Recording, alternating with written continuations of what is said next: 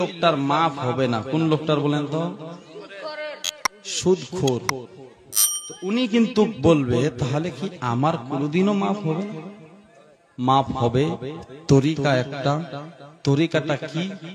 যে আপনি সুদ খেয়েছেন, সুদ খাওয়া হারাম, আপনাকে যখন আপনার মন চাইবে যে আমি তওবা করব, কেন আল্লাহ কিন্তু তওবা করনেওয়ালাকে খুব পছন্দ করে। কি? তাওবাতান নাসুহা, यानी तौबा करो, नसीहत যেন তোমার নসিহত হয়ে যায়। দোস্ত বন্ধুগণ ভাই, তো আপনাকে আমাকে তওবা করতে হবে। আল্লাহ তওবা করনেওয়ালাকে অনেক ভালোবাসে, পছন্দ করে। ফিটু শেখ এক হারি খিচড়ি, সুবহানাল্লাহ, ওনার দানকে কবুল করো। কিন্তু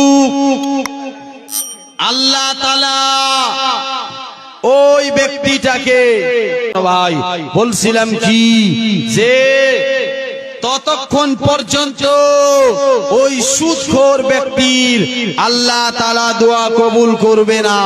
কেন? আল্লাহ বলেছেন হকুল্লাহ হকুল ইবাদ, यानी একটা হলো আল্লাহর হক আর একটা হলো বান্দার হক, বান্দার।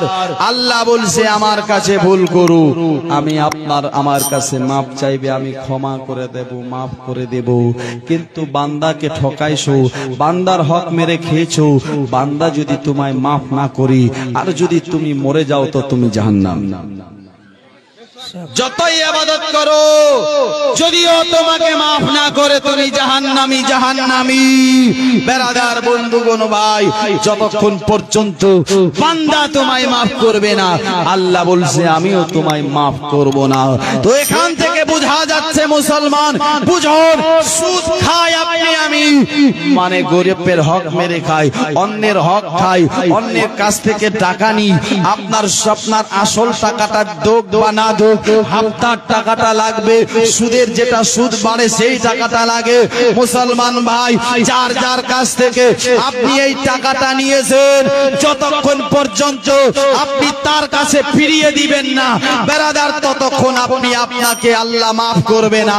যদি ফিরিয়ে না দিতে পারেন, টাকা আপনার কাছে নাই, আপনি খরচ করে দিয়েছেন, আপনি তার কাছে যান, যাওয়ার পর হাত জোর করেন, ভাই আমি সুদের টাকা আপনার কাছ থেকে নিয়েছিলাম, আমি আজ আপনাকে ফিরিয়ে দিতে পারছি না, আপনি আমায় মাফ করে দিন, আপনি আমায় ক্ষমা করে দিন। কেন? তুমি ক্ষমা করলে আবার আল্লাহ আমায় ক্ষমা করে দেবে। ক্ষমা করলে জাকির হোসেন এক হাড়ি খিচড়ি, আল্লাহ এনার দানকে কবুল করো, মনের আশা পূর্ণ করো, জিন্দগির বালা মুসিবতকে দূর করো। দোস্ত বন্ধুগণ ভাই, মুআজ্জাজ সামাইনে কেরাম, অনেক হলো বেরাদার, যাই হোক আপনাকে আমাকে আমল করতে হবে। হে বেরাদার, আমল কে কে করবো? হাত তোলেন তো।